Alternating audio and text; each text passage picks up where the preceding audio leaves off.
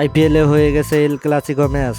Mumbai Indians এবং CSK এর মধ্যকার ম্যাচে জয় পেয়েছে অবশ্য সিএসকে, কিন্তু এখানে মুস্তাফিজকে প্রশংসায় ভাসালেন ভারতের কিংবদন্তি সুনীল গাভাস্কার এবং অস্ট্রেলিয়ার কিংবদন্তি মাইক হাসি বললেন, মুস্তাফিজুর রহমান তার কবজির জোরে যেভাবে ক্যাচটি লুফে নিয়েছেন তা সত্যি অবিশ্বাস্য।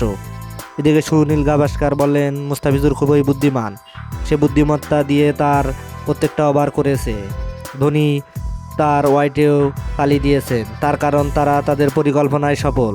এদিকে মুস্তাফিজুর রহমানকে নিয়ে তাদের এমন মন্তব্য খুবই সাড়া ফেলেছে নেটিজেনদের। মুস্তাফিজুর রহমান যে সিএসকে এর প্রধান হাতিয়ার তারও বলার বাইরে রাখে না। মুস্তাফিজুর রহমানকে প্রত্যেকটা ম্যাচেই চাই ধোনি, কারণ মুস্তাফিজুর তার পরিকল্পনায় সফল।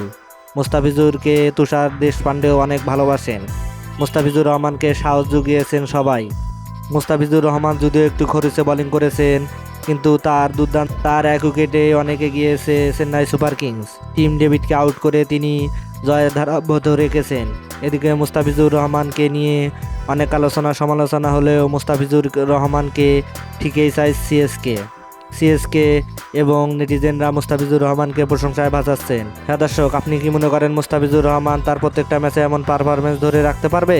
তাহলে অবশ্যই আপনার মূল্যবান মতামত কমেন্ট বক্সে জানিয়ে দিবেন। ধন্যবাদ, আল্লাহ হাফেজ।